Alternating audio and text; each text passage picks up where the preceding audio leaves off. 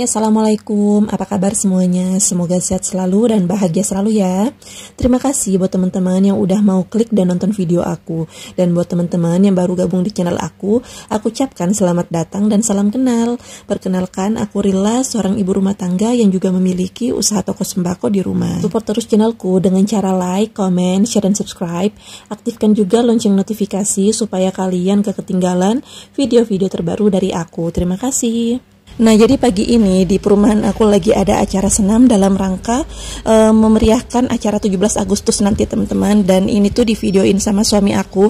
Jadi untuk senamnya ini di bagian depan itu barisan ibu-ibu dan di bagian belakangnya itu barisan bapak-bapak. Maaf ya teman-teman kalau di awal video ini suara aku agak serak. Nah, gimana nih untuk acara 17-an di daerah teman-teman? Apakah meriah juga atau nggak ada kemeriahan sama sekali? Jadi jujur aja di perumahan aku itu nggak tiap tahun seperti ini teman-teman, mungkin karena gantian tiap RW. Nah kebetulan di tahun ini RW di perumahan aku yang mengadakan acara lomba, jadi yang pastinya rame seperti ini. Menurut aku hidup rukun dengan tetangga itu sangat penting karena dapat menciptakan lingkungan yang nyaman, aman, dan yang pastinya menyenangkan. Coba deh bayangin kalau misalnya kalian tinggal di lingkungan yang tetangganya pada toksik, pada kepo, pastinya kita ada perasaan gak nyaman ya teman-teman.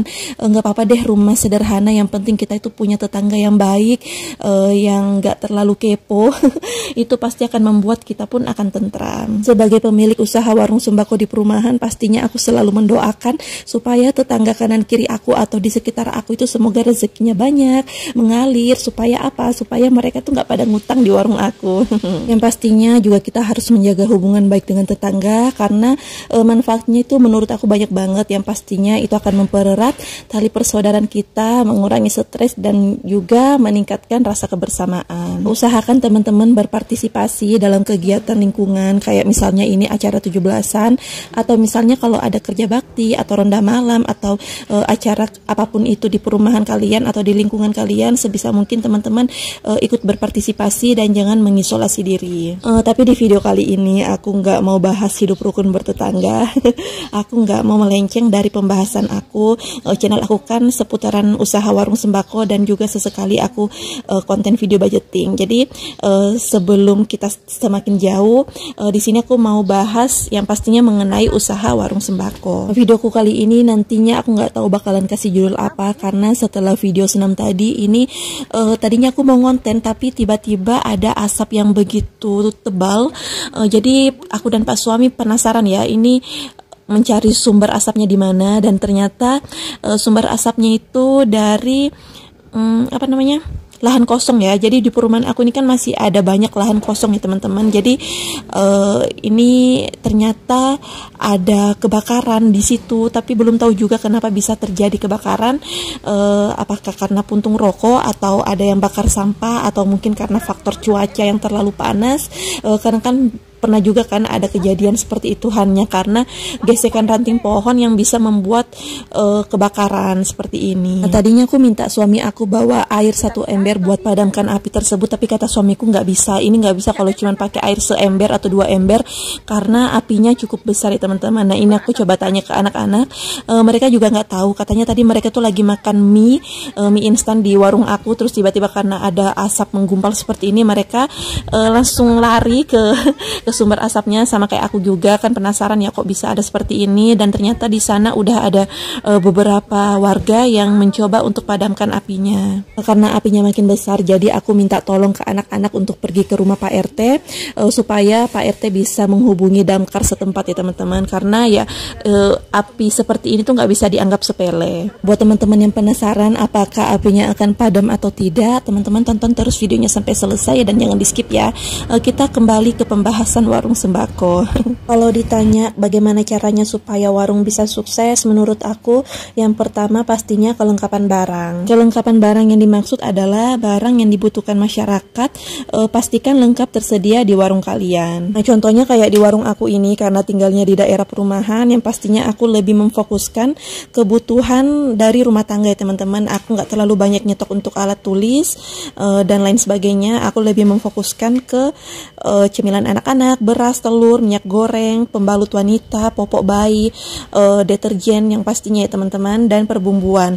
Minuman dingin juga aku nyetoknya lumayan banyak karena memang di perumahan aku ini peminat minuman dinginnya itu lumayan banyak. Kemudian yang kedua itu tentang pelayanan. Karakter pelanggan itu banyak macam ya teman-teman. Contohnya kayak di warung aku ada pelanggan yang kalau datang maunya diambilkan produk yang mereka inginkan, tapi ada juga pelanggan yang semuanya stok produk jualan aku itu dilihat satu-satu, ditanyakan juga harganya, ditanyakan dari segi manfaatnya, dibandingkan kayak misalnya merek A sama B bagusan yang mana ya. Jadi teman-teman sebisa mungkin mendengarkan apa yang menjadi pokoknya dengarkan pelanggan kalian dengan baik dan sebisa mungkin jawab pertanyaan mereka dengan baik dan tenang. Jaga sikap profesional. Kalau misalnya kita tenang, kita sabar, pastinya pelanggan tersebut juga akan segan dengan kita. Yang ketiga itu display atau penataan. Jadi tatapan pandangan pertama orang kalau misalnya datang ke warung yang tadinya mungkin gak ada niatan untuk beli cemilan A, tapi karena melihat produk tersebut, jadi mereka tuh kepingin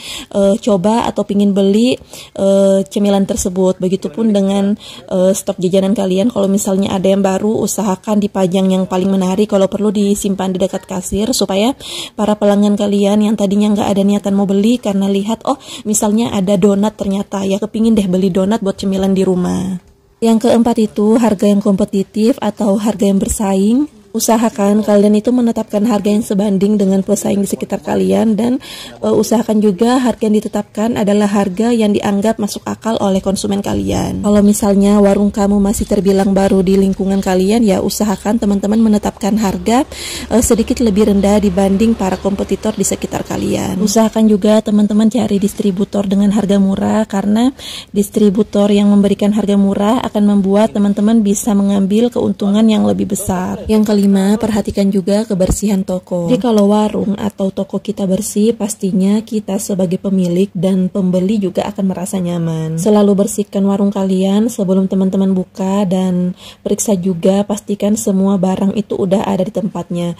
Perhatikan kebersihan, kerapian warung, itu akan membuat warung kalian itu bakalan terhindar dari hewan seperti kecoa dan tikus. Dalam usaha warung sembako, teman-teman juga harus sadar betul akan penataan letak barang di warung kalian. Ini adalah hal yang penting karena kalau misalnya teman-teman menata dengan teratur, akan jadi lebih rapi dan barang-barang pun akan lebih mudah ditemukan atau diambil. Jangankan dalam penataan warung ya, ketika aku belanja di Indogrosir atau di pasar pun, aku selalu memisahkan antara persabunan dan juga makanan, karena aku nggak mau ada kontaminasi bau dari persabunan yang akan tembus ke makanan yang aku jual. Karena ya begitu ya teman-teman, pastinya kita harus menjaga SOP. Coba deh teman-teman perhatikan untuk toko-toko besar, pasti mereka itu ketika menata jualan mereka itu mereka mendisplay antara makanan dan persabunan itu dipisah. Jadi itu juga yang harus kita adaptasi supaya warung kita pun juga bisa memiliki citra yang baik dan kualitasnya selalu dijaga. Jadi kombinasi antara warung kalian yang bersih dan rapi, barang kalian dijaga kualitasnya, serta kalian melakukan promosi dengan sederhana, pelayanan yang ramah, itu akan membuat pelanggan akan kembali terus berkunjung ke warung kalian ya teman-teman. Sini pun sebenarnya aku masih banyak belajar ya teman-teman. Aku mencoba mencari referensi dari berbagai macam literatur. Kemudian ilmu yang aku dapat itu sebisa mungkin aku coba sharing ke teman-teman supaya informasi tersebut juga bisa aku lakukan, bisa aku praktekkan ke warung aku ini. Secara harapan aku, ilmu dan pengalaman yang aku dapatkan selama merintis usaha warung sembako ini juga bisa bermanfaat buat teman-teman semuanya. Dan kalau misalnya teman-teman ada pertanyaan atau mau sharing, boleh banget ya tulis aja di kolom komentar. Ya lanjut di video kebakaran tadi, karena kan tadi di awal video aku kasih lihat kalau ada kebakaran di lahan kosong perumahan aku, dan di sini alhamdulillah untuk damkarnya udah datang 3 unit dan satu polisi ya, satu mobil polisi.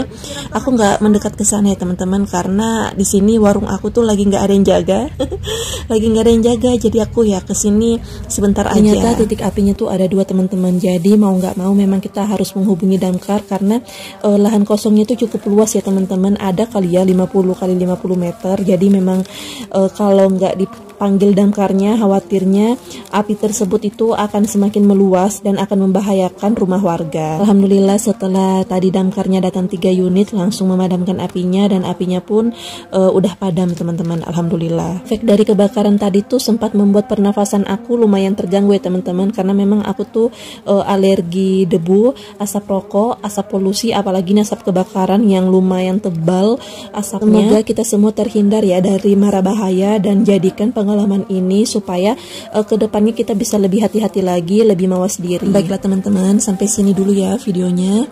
Terima kasih buat teman-teman yang udah setia nonton videoku dari awal sampai selesai. Mohon maaf kalau aku ada salah kata dan perbuatan di video ini. Sampai jumpa di video berikutnya. Wassalamualaikum warahmatullahi wabarakatuh. Dah.